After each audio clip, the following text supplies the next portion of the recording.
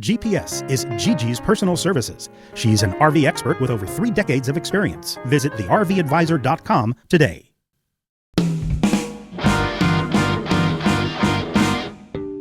This is the RV Advisor Podcast with your host, Tom Alexander. Get all the latest information, trends, advice from experts, stories from the road, and more in the world of recreational vehicles. Now, here's Tom. Hi, everybody. Welcome to the RV Advisor Podcast. I'm Tom Alexander. Today, we have a returning guest. It's Beth Cronin from Vintage Glampers, and she's joined by her husband, Eric, this time. And there's Lola, their dog. Hi, folks. How are you? We're great. How are you? Doing great. And this is coming to you live from the, recorded, but sort of live, coming to you from the 1968 vintage camper that you've got. And we're seeing it for the first time from inside. The last time it was sort of being attended to, and now here it is. Look at this. This is fantastic. What are we riding around in here? What is that?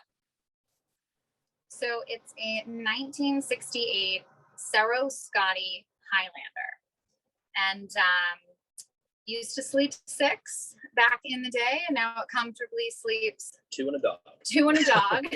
A small dog. Yeah. Yeah. We've been traveling all over the North Shore and the East Coast this summer, so it's been great. You're in Maine right now? We're working our way to the Saco in a few days, and currently we were in Scarborough, so we're enjoying Maine right now. Wonderful. A great summer destination. I've got some very, very close friends that couple that her dad lives in Maine, and they go to visit him, and they're radio people, and they when they get their time off from their radio show, they go to Maine, and it's the summers in Maine are beautiful from everything I hear. Really great. Yeah, it's really great. We're so lucky to be so close to it. Yeah, that's terrific. And we have our new adventurer here. She's this is her first summer traveling in the camper. We just got Lola from East Coast Canine Rescue, and she's been with us 8 months now. So she's now exploring everything that we do in our travels. So it's been a lot of fun. It's been a great companion. Yeah. She goes everywhere with us. That is great. What kind of dog is Lola? So she's a mix. So we actually did a DNA test through the Embark DNA test program, and she's 33% Chihuahua, and then 20% miniature pincher, and then there's a few others mixed in there. So she's a big mix.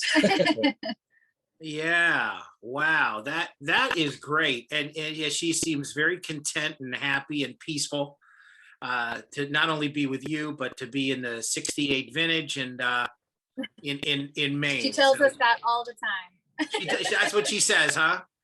She says, hey guys, thanks for bringing me along. This is pretty cool. Yeah, she's gone kayaking with us. Has she? We've taken her bike riding. We've taken her on a pedal boat. So we put on her life vest, or we put on the appropriate gear, and she adventures with us, which you can see too on our Instagram. So it's really fun to give her like the same experiences that we're doing as much as we can. Yeah, absolutely. That's terrific. Yeah, we've had a lot of furry family members on this podcast over the last 2 years, and I think I was going to say to a man or to a person, but to a dog or cat or rabbit. We've had a rabbit on the show. They all seem just happy to be along for the ride. And the trip and the adventures. So that's terrific. Lola seems like a real sweetheart. Yeah. So I know we can't see the rest of because your camera, your lens is focused on the two of you. But if you wouldn't mind, maybe just explain a little bit about what's around us there.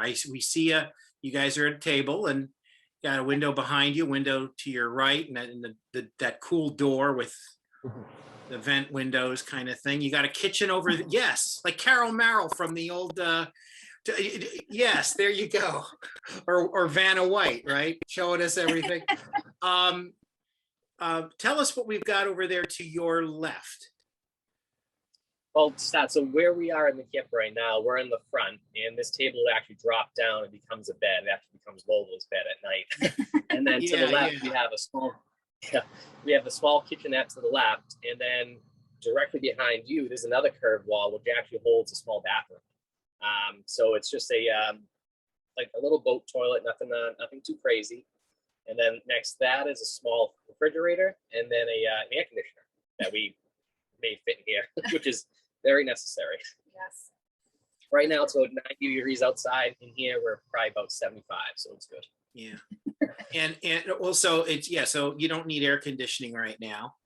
I guess with the temperature where it is, but do you get into areas where you have to cool things down a little bit? Yeah, absolutely. And we talk about this all the time about how people did it back in the 60s. And we've bumped into people in our travels who either had one of these as a kid or, has a story. And, we asked them, how did people sleep in these back in the 60s? And they go, we just did it. And I'm like, okay, but, we think, when it's 80 outside, it's about 95, if not 100 in here, because it's just a tin can, basically. So we don't know how we would actually enjoy it without the air conditioner. So I'm so happy that he figured it out on how to fit one of these in here, because, you had to create the space for it. Yeah, and unfortunately, too, with the traditional RVs, a lot of them are found on the roof. The roof of this, it wouldn't be able to handle it. It's just, a thin piece of tin up there and a pretty thin plywood. Actually, it's birch for the curve, but it wouldn't hold an AC. So we have a traditional home window AC tucked underneath the fridge. So that'll do it. That'll do the job. It works. I can remember growing up as a kid back home in Pennsylvania, where it was relatively cool. It was temperate, and in the summer it was nice, but we always had those 2 weeks where it was unbearably hot. We always get that one, time of the year, usually in July or August, and we had to have air, and we didn't have it. Well, we certainly didn't have central air conditioning in the house, so we had 2 rooms that had it. We had the den had a little window unit in my parents' bedroom, so we were always there. That's where we were in those 2 weeks. We didn't venture too far from that air conditioning. When we come back, we want to learn a little bit more about what's going on with you guys, and just see what is next, and also talk a little bit about the outside of this unit, which is been preserved as well. So my guests are Beth and Eric Cronin. We'll be back in just a moment. Stay tuned.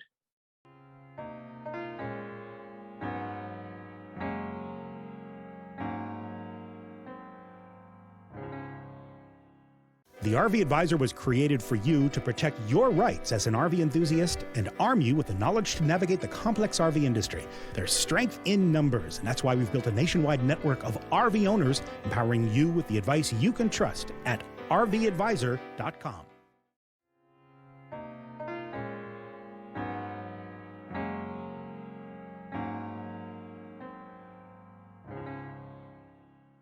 Hi, everyone. We're back on the RV Advisor podcast. I'm Tom Alexander. My guests are the Cronins. It's Beth and Eric, and they are from Vintage Glampers.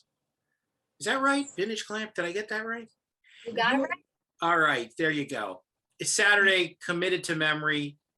You're lucky I showed up.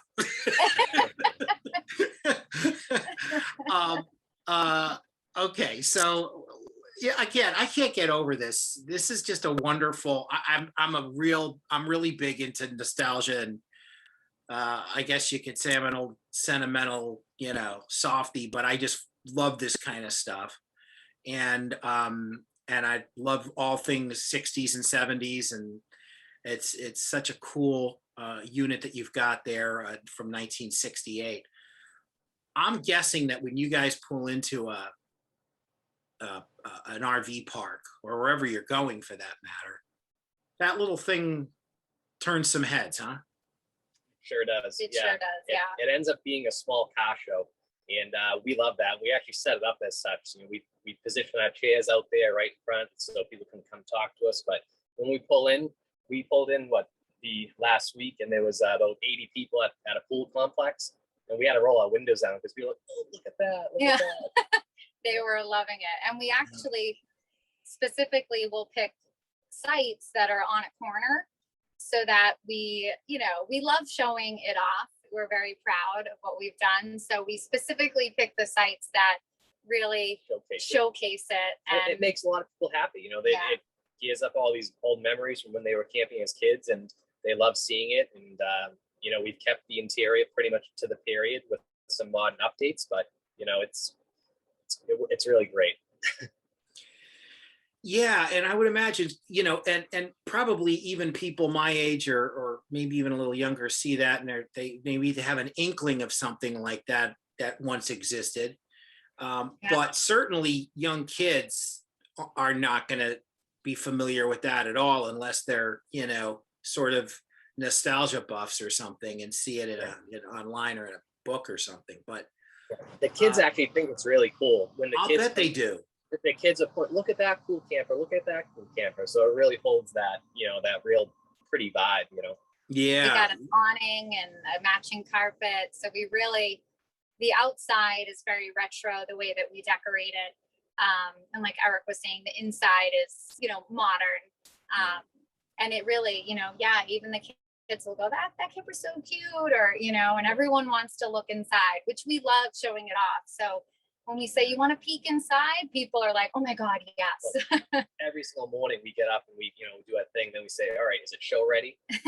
Is it show so ready? Gotta make the bed. Yeah. So we can all dress it up. You know, you should tell people that it's like a portal to like a time machine. You know, if you step in, you may not be able to come back to 2021. You may be stuck in 68. Yeah, there you go. You know, all of a sudden the Rolling Stones are in there hanging out, you know. Exactly. You know, it's funny because one of the questions we always get too is like, they say, is that new or is it old? And I think it's because we're able to preserve the exterior so well, and we actually have professionally painted. We keep it very clean, so it has that beautiful shine.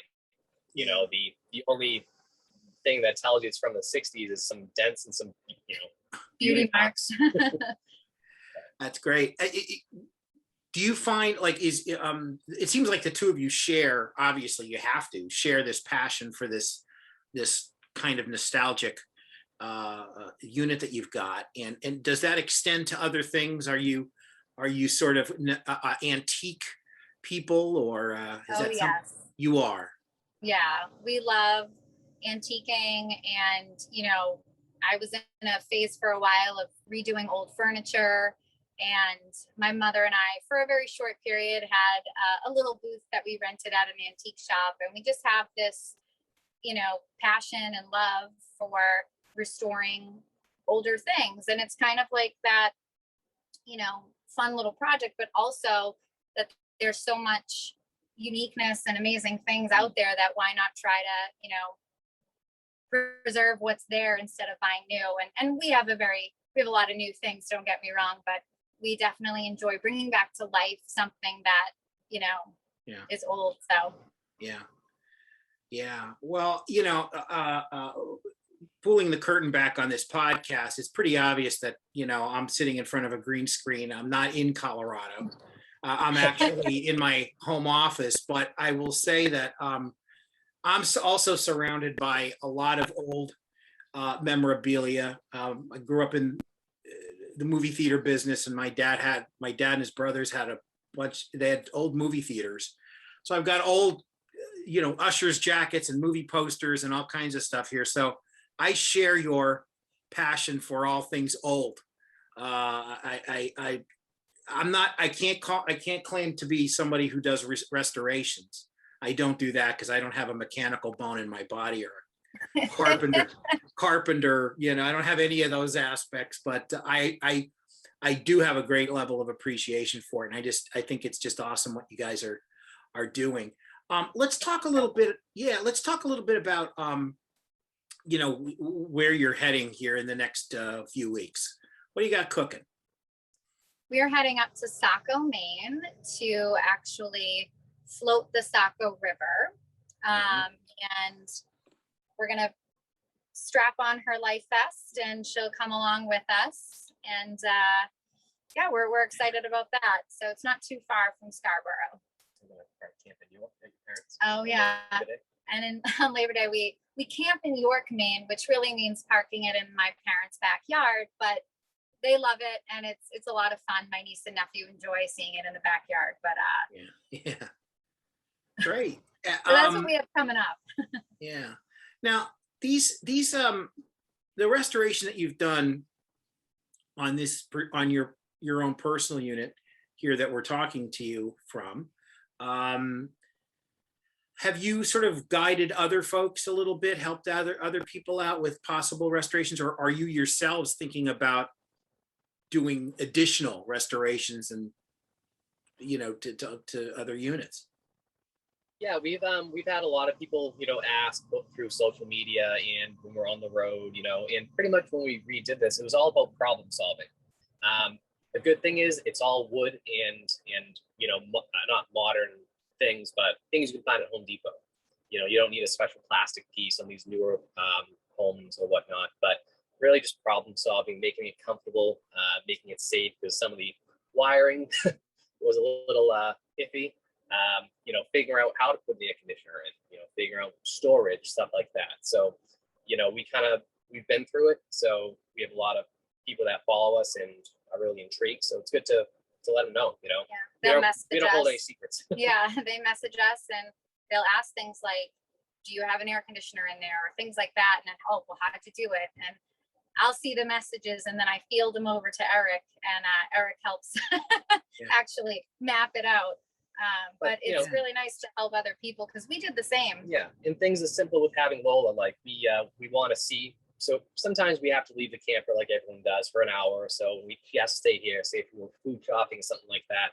So we always want to have an eye on her. So I figured out a way to put a camera in the camper that also would focus on a thermometer. And it just checks all the boxes and make sure that if it gets too hot in here, talk to the DAC cutout or something like that. But simple things like that, just problem solving, it works.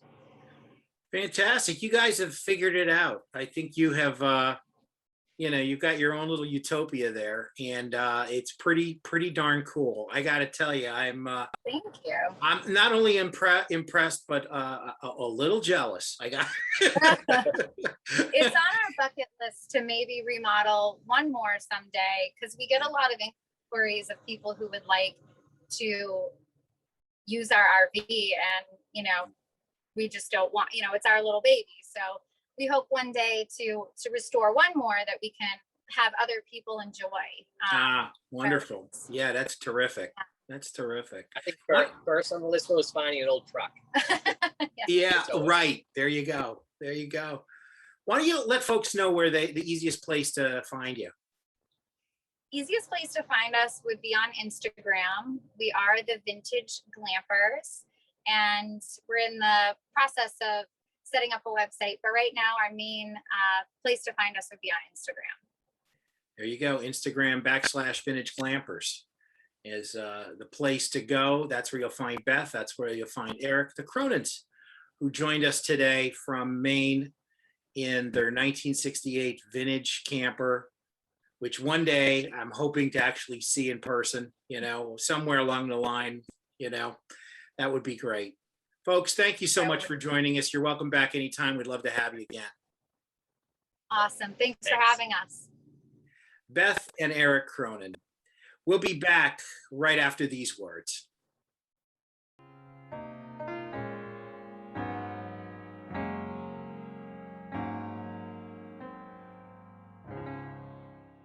Buying an RV is an exciting moment, like buying a new house. You should inspect the RV and the contracts thoroughly. You may not know what to look for, and that's where the RV Advisor comes in.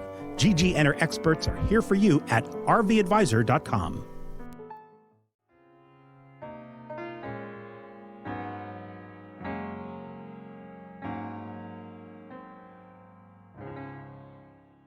We are back on the RV Advisor podcast. I'm Tom Alexander, and as always, I'm joined by our good friend and guest coordinator for the RV Advisor. It's Neve Carey-Zacco. Hey, Neve. Hey, Tom. How you doing? I'm doing well, thank you. And we are, as we make our transition into the new headquarters in Dania, Florida, we're still staying busy in every way and keeping up, I was going to say keeping up appearances, but it's more than appearances. It's actually a lot of work. We're doing a lot of stuff. And, we were talking about this before, and it's a bit of an unfortunate thing, but I think we're all schooled in how to deal with it a little better now. We're starting to see some spikes again with COVID and of course, the Delta variant. Mm-hmm.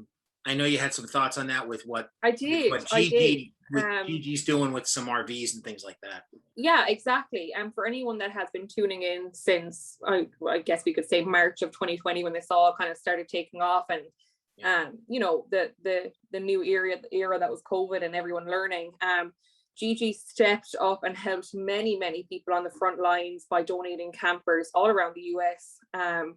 To people that needed to quarantine from their family because of their work, or they lost their job and they had no place to stay. There was many different reasons that people came out of the woodwork looking for some help, but mainly first responders, so nurses, fire rescue, so on and so forth. So now that we have a rise in cases again, substantially higher this month over the last few months here in the Tri-County area especially, please do continue to reach out to us if it is something that the RV Advisor and RVACA could assist you with. We would be more than happy to try see if there's any way we can get a camper out to somebody that is in need, or whatever it is that we may be able to assist with. It's Gigi's goal to always just try help within the RV community. And especially the first responders and nurses at this time.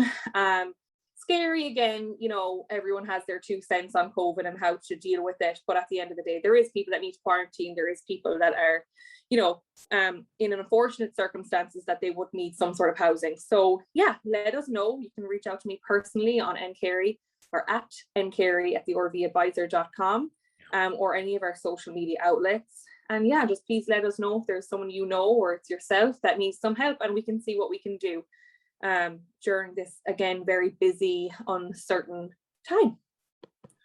It's been a little uncertain for some time now, and hopefully things will start to turn around. I know that we've got, not only do we have plans, with the new headquarters at RV Advisor and just the RV Advisor in general and all our sister companies, but everybody out there has plans that have been largely put on hold. And they want to get back to it, including me, including you. I know we all want to go back. We just folks that want to play it smart, and we all should, I guess. We have resources, and we're all helping each other. So that's what we love about being part of the team here at the RV Advisor. And don't forget, you can also visit rvaca.org. That's rvaca.org. You want to register your vehicle, your unit. You also want to, check into how you can help. A lot of it's right there as well at rvaca.org. Well, for Neve Carey-Zacco, I'm Tom Alexander. Thank you so much for watching and listening. We'll see you next time. So long, everybody.